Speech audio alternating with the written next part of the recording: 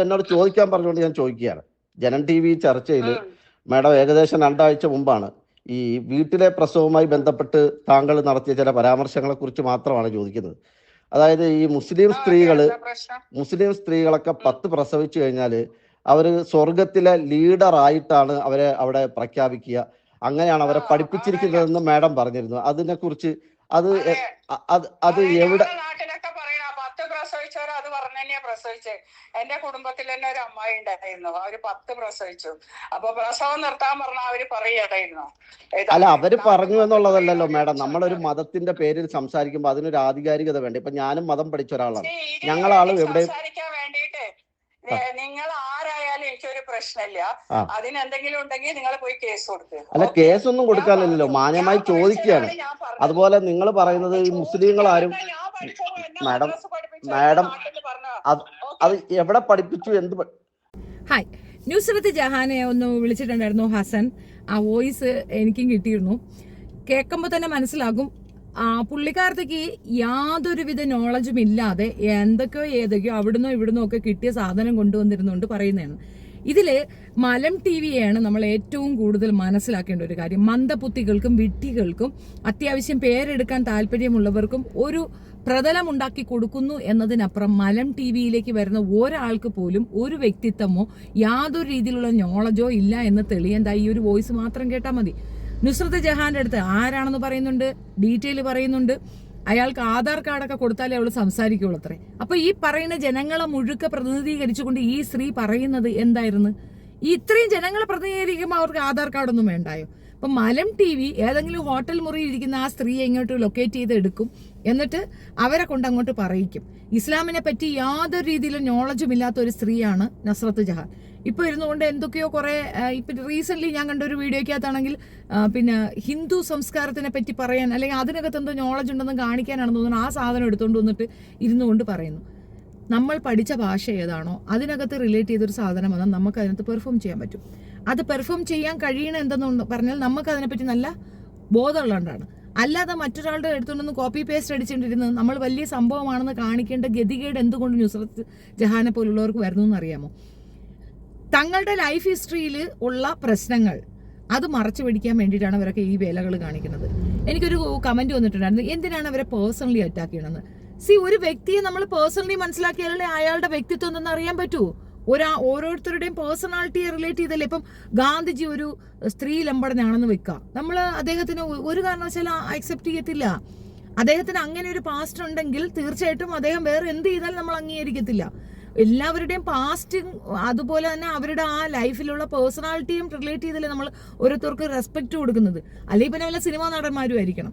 അവർ ആരൊക്കെ എഴുതിയ ക്യാരക്ടറിന് അവിടെ നിന്നുകൊണ്ട് വർത്തമാനം പറയുന്നു, അതിനനുസരിച്ചിട്ട് ആ ക്യാരക്ടർ റോള് ചെയ്യുന്നു, ആ ക്യാരക്ടറിനാണ് നമ്മൾ ഇഷ്ടപ്പെടുന്നതെന്ന് പറയുന്നത്. അതല്ലല്ലോ.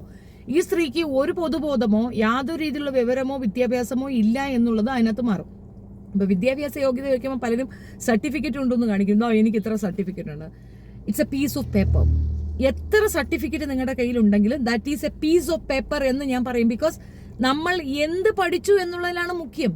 നമുക്ക് ഭയങ്കര ഡിഗ്രീസ് ഉണ്ടെങ്കിൽ പോലും നമ്മളെ കൊണ്ടൊരു വാഴയ്ക്കും പറ്റുന്നില്ലെങ്കിൽ നമ്മുടെ എഡ്യൂക്കേഷൻ വേസ്റ്റ് ആണെന്ന് അർത്ഥം. വീട്ടിൽ തന്നെ വളർത്തിയാൽ മതിയല്ലോ. അവിടെ അത്യാവശ്യം ബുക്സ് വരുത്തി അവിടെ ആരെങ്കിലും കൊണ്ട് പഠിപ്പിച്ചാൽ മാത്രമല്ല. പിന്നെ രാജാവിന്റെ മക്കളാണ് അല്ലെ? ഇപ്പം അത്രയും പണ്ടത്തെ കാലഘട്ടങ്ങളിൽ രാജാവിന്റെ മക്കൾ എവിടെയെങ്കിലും പോയിട്ട് ഉണ്ടാക്കുന്നുണ്ടായിരുന്നു? ഇല്ല, വീടുകളിലേക്ക് തന്നെയാണ് അവർ എഡ്യൂക്കേഷനൊക്കെ നടത്തിയിട്ടുണ്ടായിരുന്നത്. പക്ഷെ അവർ കേപ്പബിൾ ആയിരുന്നു രാജ്യം ഭരിക്കാൻ. അത്രയും കേപ്പബിലിറ്റി ഉള്ള ഒരു വ്യക്തിയെ കുറച്ചുകൂടെ മോൾഡ് ചെയ്യാൻ എന്താണ് ഉതകുന്നത്? ആ എഡ്യൂക്കേഷൻ ലെവലിലുള്ള ആൾക്കാരെ അദ്ദേഹത്തിന് സപ്പോർട്ട് ചെയ്യുക. ചീഫ് സെക്രട്ടറി പോലുള്ള ആൾക്കാരെ വെക്കും. ചാണക്യൻ രാജാവല്ലല്ലോ. എങ്ങനെയാണ് ചാണക്യനാവുന്നത്? അപ്പം ചാണക്യന്റെ തന്ത്രങ്ങളാണത്. ഓരോന്നിനും നമുക്ക് അങ്ങനെ ഓരോന്ന് പറയാം, ഓരോ ഡിഫൈൻ ചെയ്ത് ഓരോന്ന് പറയാം. വിഷയം അതൊന്നും അല്ലല്ലോ. ഈ സ്ത്രീക്ക് ഒരു പൂജ്യവും അറിയത്തില്ല. അറിയാമായിരുന്നെങ്കിൽ ഇവരിങ്ങനെ ഒരു മറുപടി കൊടുക്കത്തില്ല. നമ്മളൊരു ഡിബേറ്റിന് തയ്യാറായി വന്നിരിക്കുമ്പോൾ നമ്മുടെ നമ്പർ ആരെങ്കിലും കണ്ടെത്തി നമ്മളോടൊരു ക്വസ്റ്റ്യൻ ചോദിച്ചാൽ വളരെ കാര്യക്ഷമതയോടുകൂടി അതിന് ഉത്തരം പറയാൻ കഴിയണം. പുള്ളിക്കാരത്തി പറയണത് എന്താണെന്നറിയാമോ?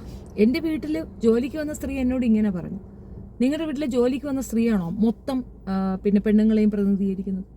മുസ്ലിം പെണ്ണുങ്ങളെ മൊത്തം പ്രതിനിധീകരിക്കുന്ന വീട്ടിൽ ജോലിക്ക് വന്ന സ്ത്രീയാണോ? അവരുടെ ലൈഫിൽ നടന്ന പ്രശ്നങ്ങളെ നിങ്ങൾ അങ്ങനെ പറയുന്നു. അങ്ങനെ അല്ലാത്ത 10 പെണ്ണുങ്ങളെ ഞാൻ കൊണ്ടു തന്ന നുസ്രത്ത് ജഹാൻ മാറ്റി പറയുമോ? പറ്റുമോ നുസ്രത്തിന്? പറ്റത്തില്ല. നുസ്രത്ത് ജഹാന്റെ പേരിൽ ഒരു മോഷണ കേസുണ്ട്. നുസ്രത്ത് ജഹാന്റെ കുടുംബക്കാർ വിചാരിച്ചത് കൊണ്ട് ആ കേസ് ഫയൽ ചെയ്തില്ല, വേണ്ടാന്ന് വെച്ചു. അപ്പൊ മോഷ്ടിക്കുന്ന സ്വഭാവം നിങ്ങൾക്കുണ്ട്, നിങ്ങളൊരു പെരുങ്കള്ളിയല്ലേ. ഇപ്പൊ ഇത് വെച്ചുകൊണ്ട് നിങ്ങളുടെ കുടുംബത്തിലുള്ള എല്ലാ പെണ്ണുങ്ങളും കള്ളികളാണെന്ന് ഞങ്ങൾ പറഞ്ഞാൽ കേൾക്കൂ? ഞാൻ അങ്ങനെ പറയത്തില്ലല്ലോ. എന്തുകൊണ്ടാണ്? നിങ്ങൾക്ക് മാത്രമേ ഉള്ളൂ മോഷിക്കാനുള്ള കലാവാസനയും ആ കലയിൽ ജീവിക്കുന്ന നിങ്ങൾ മാത്രമേ ഉള്ളൂ, ബാക്കിയുള്ളവർക്കൊന്നും ആ ഭ്രാന്തില്ല. അപ്പൊ അതവർ പറയരുത്. നിങ്ങളുടെ വീട്ടിലെ പെണ്ണുമ്പളെ ഇത് പറഞ്ഞിട്ടുണ്ട്. നിങ്ങൾക്ക് അങ്ങനെ ഒരു അനുഭവം ഉണ്ടോ? നിങ്ങൾക്ക് ബസ് ഡ്രൈവറെ കണ്ടപ്പോൾ ഇഷ്ടപ്പെട്ട് മൊഞ്ചു തോന്നി, അയാൾക്കൊപ്പം ഇറങ്ങിപ്പോയി അതിലൊരു കുട്ടിയെ ഉണ്ടാക്കി അയാളെയും കൊണ്ട് മോഷണം നടത്തി ആ കുഞ്ഞിനെ നിങ്ങൾ അവിടെ ഉപേക്ഷിച്ചിട്ട് ഇറങ്ങി അടുത്തൊരുത്തൻ്റെ കൂടെ ഇറങ്ങി അങ്ങ് പോവുകയും ചെയ്തു. നിങ്ങളുടെ ലൈഫിലുള്ള പ്രോബ്ലംസിനെ ആദ്യം സോൾവ് ചെയ്യൂ. അത് വെച്ചിട്ട് നിങ്ങൾ ഒരു കമ്മ്യൂണിറ്റി അവമാനിക്കാൻ ഇറങ്ങി നിൽക്കരുത്. നമ്മൾ കമ്മ്യൂണിറ്റിക്കെതിരെ എന്തെങ്കിലും ക്രൂര അമ്പുകൾ ചെയ്യുകയാണെങ്കിൽ നിങ്ങൾ അതിന് കൃത്യമായ ഉദാഹരണങ്ങൾ കാണിക്കണം. എൻ്റെ സംശയത്തിൽ ഒരു സംശയം കൂടെ അത് ഞാൻ ജനങ്ങളിലേക്ക് വിടുകയാണ്. ഈ ലിയാഖത്ത് അലി, ആരിഫ് ഹുസൈൻ, ജാമിദ, നുസ്രത്ത് ഇവരൊക്കെ ഏത് സമരത്തിൽ പങ്കെടുത്തിട്ടുണ്ട്? ഇവിടെ ഒരുപാട് പെൺകുട്ടികൾക്ക് പ്രശ്നം വന്നു. ഇപ്പോൾ ബാലരാമപുരത്തെ ഒരു സ്കൂളിൽ ഒരു പെൺകുട്ടി തൂങ്ങി മരിച്ചു. ഈ മുസ്ലിം കമ്മ്യൂണിറ്റിയിൽ തന്നെയാണ്. അതൊരു വലിയ പ്രശ്നം തന്നെയാണ്. എങ്ങനെ ആ പെൺകുട്ടിയോടെ മരണപ്പെട്ടു? അതിനെപ്പറ്റി അന്വേഷിക്കണം, ഒരു സമരം ചെയ്യാലോ. ഇവർക്ക് വേറെ ആരും വേണ്ട, ഈ 4 പേരും കൂടെ അവിടെ പോയി നിന്നാൽ മതിയല്ലോ. ഇവർ പങ്കെടുത്ത ഒരു സമരം നിങ്ങൾക്ക് പറയാൻ പറ്റും? ഇവർ എന്ത് ക്വാളിറ്റിയുടെ ബേസിലാണ് ഇവരെ പിടിച്ചിരുത്തിക്കൊണ്ട് ഈ ഡിബേറ്റിന് വിളിക്കുന്നത്? ഇവരുടെ ക്വാളിറ്റി എന്താണ്? ആരാണ് ഇവരൊക്കെ? ഇവർ സൊസൈറ്റിക്ക് എന്താണ് കൊടുത്തത്? നുസ്രത്ത് 2ാമത് കല്യാണം കഴിച്ചവന്റെ ആ ഒരു പ്രൗഢിയില് അയാള് ലീഗിന്റെ എന്തോ കൊണാണ്ടറാണ്. അതായതുകൊണ്ട് അവർക്ക് അവിടെ ഇലക്ഷന് നിൽക്കാനുള്ള ഒരു ഇത് കിട്ടി, അതിന് പോയി നിന്നു എന്നതിനപ്പുറം ആ സ്ത്രീ സമൂഹത്തിൽ ചെയ്ത നല്ല കാര്യങ്ങൾ ഒരെണ്ണം പറയാൻ പറ്റും? 10 എണ്ണം ഒന്നും വേണ്ട, ഒരെണ്ണം പറയാൻ ഉണ്ടോ? ഇല്ല. ലിയാഖത്ത് അലി ചെയ്തത് പറയാമോ? സ്വന്തം കുടുംബക്കാരെ പോലും മോശപ്പെടുത്തുന്ന രീതിയിലാണ് സംസാരിക്കുന്നത്. അങ്ങനെയുള്ള ഒരു വ്യക്തി പൊതുസമൂഹത്തിന് എന്ത് കൊടുക്കുന്നാണ് നിങ്ങൾ പറയണത്? എനിക്ക് മനസ്സിലാവുന്നില്ല. ഏതായാലും നിങ്ങൾ ഈ വോയിസ് റെക്കോർഡ് ഒന്ന് കേൾക്കുക. അതിനകത്ത് വ്യക്തമായിട്ടുണ്ട് അവർക്കൊരു വാഴയെ അറിയത്തില്ല. ഇപ്പൊ നമ്മുടെ ചെറിയ വയസ്സിൽ ഇപ്പൊ എൻ്റെ വീട്ടിൽ എൻ്റെ ഇത്താടെ മോള് വന്നിട്ടുണ്ടായിരുന്നു. ആ സമയത്ത് ആഹാരം കഴിക്കാത്തതിന് അയലത്തെ മാമ, ഇപ്പം നമുക്ക് അപ്പുറത്ത് ചെട്ടിയാരായിരുന്നു, അദ്ദേഹം താടിയും മുടിയൊക്കെ വളർത്തിയിട്ട് ഇത്തിരി കാണുമ്പോൾ ഇച്ചിരി പേടിപ്പിക്കുന്ന ഒരു രൂപമാണ്. അങ്ങേര് നിന്നെ പിടിച്ചു തിന്നും, നീ ഇത് കഴിച്ചോ എന്ന് പറയും. നമ്മളങ്ങനെ പറയാറുണ്ട്, മോളെ നീ ഇത് കഴിച്ചോ, അല്ലെങ്കിൽ അങ്ങേര് നിന്നെ ഒന്ന് പിടിച്ചു തിന്നു എന്ന് പറയും. അതുകൊണ്ട് എൻ്റെ അർത്ഥം വളരുമ്പോൾ നമുക്ക് ബോധം വരും അങ്ങേരെ ഒരു പാവം മനുഷ്യനാ, ആഹാരം കഴിക്കാൻ വേണ്ടി ഉമ്മച്ചി അങ്ങനെ പറഞ്ഞതാ എന്നുള്ള ബോധമില്ലേ? കുഞ്ഞിലെ എൻ്റെ വീട്ടിൽ ജോലിക്ക് വന്ന താത്ത പറഞ്ഞു, പ്രസവിച്ച ശേഷം അപ്പം തന്നെ പോയി കാമപൂർത്തീകരണത്തിൽ ഞാൻ കിടന്നു കൊടുത്തേണ്ടി വന്നു. എന്തൊക്കെയാ സ്ത്രീ പറയുന്നത്? ഈ കമ്മ്യൂണിറ്റിക്കെതിരെയുള്ള ഈ ആക്ഷേപങ്ങൾക്ക് കൃത്യമായ കേസ് ഫയൽ ചെയ്യാത്തതിൻ്റെ കുഴപ്പം കൊണ്ടാണ് നിരന്തരം ഇവർ ചെയ്യുന്നത്. നിങ്ങൾക്കിത് നിർത്താൻ പറ്റുമെന്ന് എന്നോട് ചോദിച്ചവരോടുള്ള എൻ്റെ മറുപടിയാണ്, എനിക്കിത് നിർത്താൻ സാധിക്കും. നിങ്ങൾ ഒരു ഗ്രൂപ്പ് ഓഫ് അഡ്വക്കേറ്റ്സിനെ എനിക്ക് തരൂ. ഓഞ്ഞ കൂഞ്ഞ ആൾക്കാരെ തരരുത്. ആക്ഷൻ എടുക്കാൻ കഴിയുന്നവരായിരിക്കണം. ഞാൻ പറയുന്ന പോയിന്റ്സ് മാത്രം മതി, അത് വെച്ചുകൊണ്ട് കേസ് ഫയൽ ചെയ്യാൻ കാര്യപ്രാപ്തിയുള്ള വക്കീലന്മാരെ. പണം മാത്രം ചോദിക്കുന്നവരായിരിക്കരുത്. എനിക്ക് പണം താ എന്ന് ചോദിക്കുന്നവരായിരിക്കരുത്. അത് കമ്മ്യൂണിറ്റിക്ക് തരും. അതുവരെയുള്ള ക്ഷമ കാണിക്കണം. അങ്ങനെയുള്ള ഒരു നല്ല ഒരു വക്കീൽ ടീമിനെ തരൂ. ഞാൻ കാണിച്ചു തരാം യവന്മാരെ നിർത്തുന്നത്. യവന്മാരെ നിർത്തും, യവന്മാരെന്നല്ല മലൻ TV ഉൾപ്പെടെ നിർത്തും. കാണണം നിങ്ങൾക്ക്. പക്ഷെ അതിനുള്ള സപ്പോർട്ട് നിങ്ങൾ തരാറില്ല. പിന്നെ ഇരുന്നുകൊണ്ട് നിർത്താൻ പറ്റുമെന്ന് വെച്ചാൽ ഞാൻ മാത്രം കിടന്ന് തൊണ്ട പൊട്ടി കീറിയിട്ട് വല്ല കാര്യമുണ്ട്? ഞാൻ ഇതിന്റെ ഫാക്റ്റാണ് കൊണ്ടുതരുന്നത്. ഇതിൽ ഓരോന്നിനും സ്ട്രെസ് ഉണ്ട്. ഓരോ സ്ഥലങ്ങളിലേക്ക് പോവുകയും റിസ്ക്കും ഉണ്ട്. അതും ചെയ്ത് ഞാൻ ഇതൊക്കെ കൊണ്ടുവന്ന് പബ്ലിഷ് ചെയ്യുന്നത് ഇതൊന്നും കണ്ണിക്കാൻ അവരെ കൊണ്ട് ഒക്കത്തില്ല. A to Z കൃത്യമായ സാധനമാണ് കൊണ്ടു തന്നത്. ഞാൻ ഓരോ തെളിവ് കൊണ്ടുവരുമ്പോഴും അതിന്റെ പിന്നിൽ ഞങ്ങൾക്കുള്ള എഫർട്ട് എന്താണെന്ന് നിങ്ങൾ മനസ്സിലാക്കുക. ഞാനൊരു പറ്റം ആൾക്കാരുടെ മുഖം മാത്രമാണ്. എനിക്ക് പിന്നിൽ വർക്ക് ചെയ്യുന്ന ഒത്തിരി പേരുണ്ട്.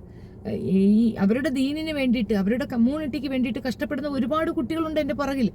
അപ്പം അവർക്കൊക്കെ വേണ്ടിയിട്ടുള്ള സംസാരമാണ് ഞാൻ സംസാരിക്കുന്നത്. അപ്പം നിങ്ങൾ എന്നെ കൊണ്ട് പറ്റുമെന്ന് വെച്ചാൽ എനിക്ക് ഭയമില്ലാതെ പറയാൻ പറ്റും. കാരണം എനിക്ക് മടിയിൽ ഖനമില്ല, എനിക്ക് പേടിയില്ല. കൃത്യമായി പറയും. പലരും ചോദിക്കുന്നതാണ് എന്തുകൊണ്ട് ചാനൽ ഡിബേറ്റ്സ് പോകുന്നത്. മലൻ TV പോലുള്ളൊരു ഒരു ചാനലിലേക്കൊക്കെ പോവാന്ന് വെച്ചാൽ അത്രയും അധപ്പതിക്കാൻ ഞാൻ തയ്യാറല്ല. അതുകൊണ്ടാണ് ABC മലയാളത്തിലേക്ക് വിളിച്ചപ്പോഴും ഞാൻ പറഞ്ഞു എനിക്ക് അത്ര അധപ്പതിക്കേണ്ട കാര്യമൊന്നുമില്ല. എനിക്ക് പറയാനുള്ള അതിനേക്കാൾ വ്യൂ ഉള്ള ചാനലിലാണ് ഞാൻ ഇരിക്കുന്നത്. ഈ ചാനലിലുള്ള വ്യൂ മതി. മലം TV ഇരുന്നു കൊണ്ട് എനിക്ക് ഒന്നും സക്സസ് നേടാനില്ല. ഇവർക്കോ ഡിബേറ്റോ അവിടെ എന്ത് പറയണോ അതിന്റെ മറുസ്ഥലം ഇവിടെ നിന്ന് ഞാൻ പറയുമല്ലോ. എനിക്കതിന് ആളുകൾ ഇത് കൊണ്ട് ഇത്ര ഭാഗത്ത് ഇത്ര പ്രശ്നമുണ്ടെന്ന് പറയുമ്പോൾ എനിക്കത് കംഫർട്ട് സോണാണ്. എനിക്കത് കണ്ടാൽ തന്നെ മറുപടി കൊടുക്കാൻ അറിയാം. എനിക്ക് ചാനലിൽ പോയിരുന്ന മറുപടി പറയേണ്ട കാര്യമില്ല. ഡിബേറ്റ്സ് എന്തിനാണ് വെക്കുന്നത്?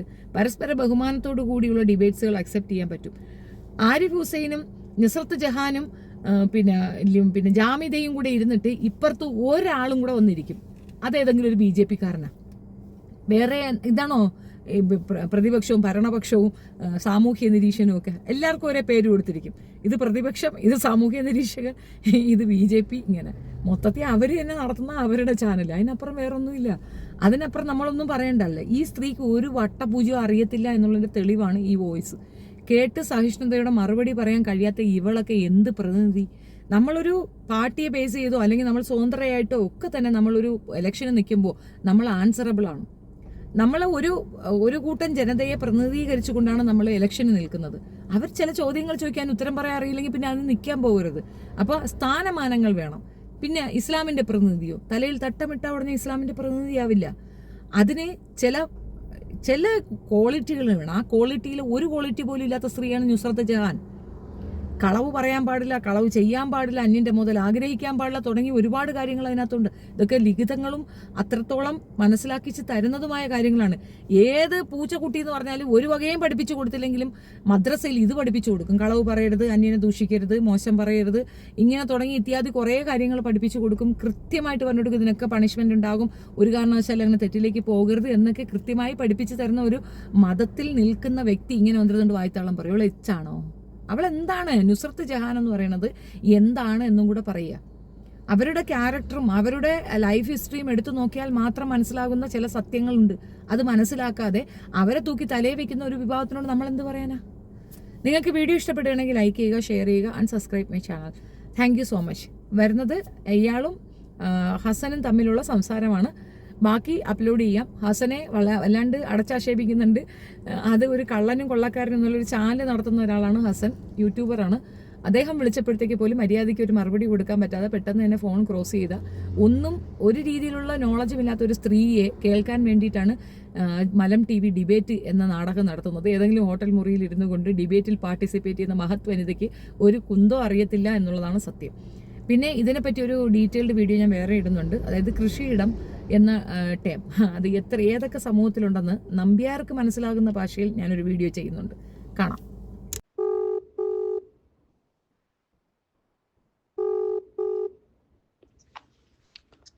ഹലോ, നമസ്കാരം.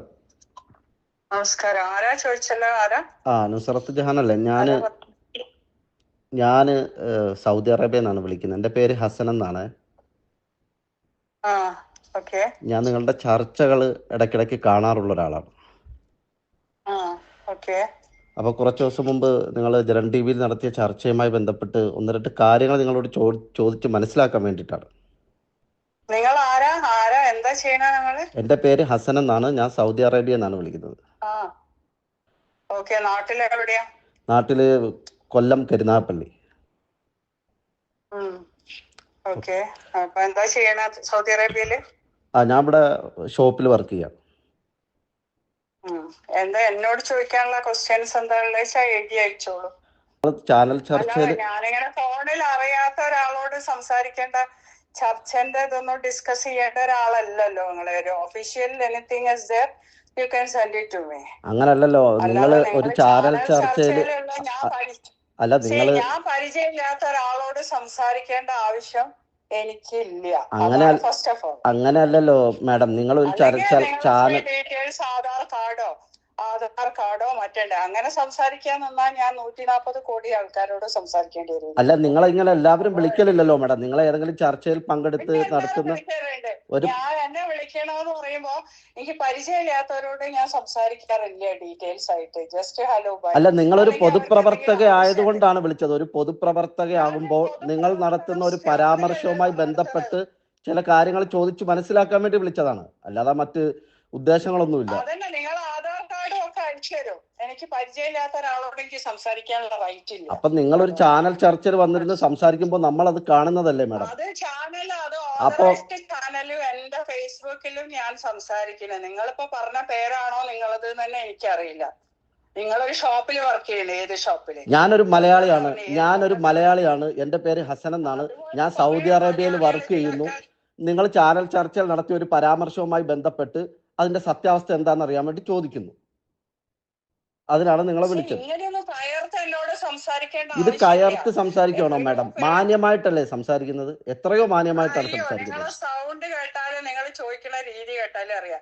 എനിക്ക് 100 കണക്കിന് ഫോൺ ഒരു ദിവസം വരുന്ന ഒരാളാണ് ഞാൻ. ആയിക്കോട്ടെ മാഡം, നിങ്ങൾ വലിയ ഓക്കെ, തിരക്കുള്ള അപ്പൊ ആളാണ്. അതുകൊണ്ട് പക്ഷേ ഞാന് ചാനൽ ചർച്ചയുടെ കാര്യമൊക്കെ സംസാരിക്കുകയാണെങ്കിൽ അത് ഒരു പൊളിറ്റിക്കൽ നേതാവോ അല്ലെങ്കിൽ ഏതെങ്കിലും ഒരു ഏജൻസിയോ ഒക്കെ ആണെങ്കിൽ എനിക്ക് അതിനെ പറ്റി അപ്പൊ സംസാരിക്കേണ്ട നിങ്ങൾ ആവശ്യമുള്ളൂ. അപ്പൊ അല്ലെങ്കിൽ മറ്റൊരു ചാനൽ നുസ്രത്ത് ജഹാൻ മാഡം, അപ്പൊ നിങ്ങൾ നാളെ ഒരു പബ്ലിക് പ്ലാറ്റ്ഫോമിലേക്ക് വരുമ്പോൾ അല്ലെങ്കിൽ നിങ്ങൾ പൊതുനിരത്തിലേക്ക് വരുമ്പോൾ ഒരു ചർച്ചകൾ എന്നെ പറ്റി കാണുന്ന ഒരു നിങ്ങൾ പ്രേക്ഷകൻ വന്നിട്ട് മാഡം ഇന്നലെ ഇങ്ങനെ ഒരു വിഷയം പറഞ്ഞല്ലോ, അതിന്റെ സത്യാവസ്ഥ എന്താണെന്ന് അത് ചോദിച്ച ഒരാൾ നേരിട്ട് വന്നാൽ കാണുന്നുണ്ടല്ലോ. ഉട- നേരിട്ട് കാണുന്ന ഒരാളോട് തീർച്ചയായും സംസാരിക്കാം. തീർച്ചയായും ഫോണിൽ അങ്ങേ തലക്കലിരിക്കുന്ന ആൾ ആരാന്നാ ഞാൻ അല്ല, വിചാരിക്കുന്നത്. സംസാരിക്കുന്ന ഞാൻ ആള് എന്തെങ്കിലും മാഡം, പറയണം. സംസാരിക്കുന്ന ആൾ അയാളുടെ പേരും നാടും വിലാസവും ഒക്കെ പറഞ്ഞ് സംസാരിക്കാൻ പറ്റുമോ? മാന്യമായി സ്ഥലം ഏതാണെന്നും പേരെന്താണെന്നും പറഞ്ഞല്ലേ സംസാരിക്കാൻ പറ്റുള്ളൂ. അതുകൊണ്ട് അറിഞ്ഞിട്ട് ഇത് കാര്യമില്ല. എന്നാ നിങ്ങൾ ആധാർ കാർഡ് ഇങ്ങോട്ട് അയക്കും. മാഡം എനിക്ക് അങ്ങനെ സംസാരിക്കാനുള്ള ഓർഡർ ഇല്ല. എനിക്ക് നിങ്ങൾ സംസാരിക്കേണ്ടത് ഞാൻ അറിയുന്ന മാഡം, നിങ്ങൾ ആൾക്കാരോട്. സംസാരിച്ച അല്ലെങ്കിൽ വിഷയത്തെ കുറിച്ച് ഞാനൊരു ചോദിക്കാനാണ് ഓതറൈസ്ഡ് വിളിച്ചത്, അല്ലാതെ മറ്റൊന്നുമല്ല. നിങ്ങൾ പറഞ്ഞ കാര്യങ്ങള് അതിനകത്ത് ഉണ്ടായ ചില സംശയങ്ങൾ ചോദിക്കാൻ തന്നെയാണ് മാഡത്തിനോട് ഈ സംസാരിക്കുന്നത്, അല്ലാതെ പുതിയ ഓക്കെ, എന്തായാലും ഏതായാലും ചോദിക്കാനല്ല. ചോദിക്കുക. ഇത്രയും പറഞ്ഞ സ്ഥിതിക്ക് നിങ്ങൾ ചോദിക്കുക. ഓക്കെ എന്തായാലും എന്നോട് ചോദിക്കാൻ പറഞ്ഞുകൊണ്ട് ഞാൻ ചോദിക്കുകയാണ്. ജനം ടി വി ചർച്ചയിൽ മാഡം ഏകദേശം 2 ആഴ്ച മുമ്പാണ് ഈ വീട്ടിലെ പ്രസവവുമായി ബന്ധപ്പെട്ട് താങ്കൾ നടത്തിയ ചില പരാമർശങ്ങളെ കുറിച്ച് മാത്രമാണ് ചോദിക്കുന്നത്. അതായത് ഈ മുസ്ലിം സ്ത്രീകളൊക്കെ 10 പ്രസവിച്ചു കഴിഞ്ഞാൽ അവര് സ്വർഗത്തിലെ ലീഡർ ആയിട്ടാണ് അവരെ അവിടെ പ്രഖ്യാപിക്കുക, അങ്ങനെയാണ് അവരെ പഠിപ്പിച്ചിരിക്കുന്നതെന്ന് മാഡം പറഞ്ഞിരുന്നു. അതിനെക്കുറിച്ച് അത് അത് എവിടെ നാട്ടിലൊക്കെ പറയണ 10 പ്രസവിച്ചവർ അത് പറഞ്ഞു തന്നെയാ പ്രസവിച്ചത്. എന്റെ കുടുംബത്തിൽ തന്നെ ഒരു അമ്മായി ഉണ്ടായിരുന്നു, അവര് 10 പ്രസവിച്ചു. അപ്പൊ പ്രസവം നിർത്താൻ പറഞ്ഞാൽ അവര് പറയണ്ടായിരുന്നു. അല്ല, അവര് പറഞ്ഞു എന്നുള്ളതല്ലല്ലോ മാഡം. നമ്മളൊരു മതത്തിന്റെ പേരിൽ സംസാരിക്കുമ്പോൾ അതിനൊരു ആധികാരികത എന്നോട് ചോദിക്കാൻ പറഞ്ഞുകൊണ്ട് ഞാൻ ചോദിക്കുകയാണ്. ജനം ടി വി ചർച്ചയിൽ മാഡം ഏകദേശം 2 ആഴ്ച മുമ്പാണ് ഈ വീട്ടിലെ പ്രസവവുമായി ബന്ധപ്പെട്ട് താങ്കൾ നടത്തിയ ചില പരാമർശങ്ങളെ കുറിച്ച് മാത്രമാണ് ചോദിക്കുന്നത്. അതായത് ഈ മുസ്ലിം സ്ത്രീകളൊക്കെ 10 പ്രസവിച്ചു കഴിഞ്ഞാൽ അവര് സ്വർഗത്തിലെ ലീഡർ ആയിട്ടാണ് അവരെ അവിടെ പ്രഖ്യാപിക്കുക, അങ്ങനെയാണ് അവരെ പഠിപ്പിച്ചിരിക്കുന്നതെന്ന് മാഡം പറഞ്ഞിരുന്നു. അതിനെക്കുറിച്ച് അത് എവിടെ നാട്ടിലൊക്കെ പറയണ 10 പ്രസവിച്ചവർ അത് പറഞ്ഞു തന്നെയാ പ്രസവിച്ചത്. എന്റെ കുടുംബത്തിൽ തന്നെ ഒരു അമ്മായി ഉണ്ടായിരുന്നു, അവര് 10 പ്രസവിച്ചു. അപ്പൊ പ്രസവം നിർത്താൻ പറഞ്ഞാൽ അവര് പറയണ്ടായിരുന്നു. അല്ല, അവര് പറഞ്ഞു എന്നുള്ളതല്ലല്ലോ മാഡം. നമ്മളൊരു മതത്തിന്റെ പേരിൽ സംസാരിക്കുമ്പോൾ അതിനൊരു ആധികാരികത വേണ്ട. ഇപ്പൊ ഞാനും മതം പഠിച്ച ഒരാളാണ്. ഞങ്ങളാളും എവിടെ സംസാരിക്കാൻ വേണ്ടിയിട്ട് നിങ്ങൾ ആരായാലും എനിക്കൊരു പ്രശ്നമില്ല. അതിനെന്തെങ്കിലും ഉണ്ടെങ്കിൽ നിങ്ങൾ പോയി കേസ് കൊടുക്കുക. അല്ല, കേസൊന്നും കൊടുക്കാനില്ലല്ലോ, മാന്യമായി ചോദിക്കുകയാണ്. അതുപോലെ നിങ്ങൾ പറയുന്നത് ഈ മുസ്ലിങ്ങളാരും മാഡം അത് എവിടെ പഠിപ്പിച്ചു,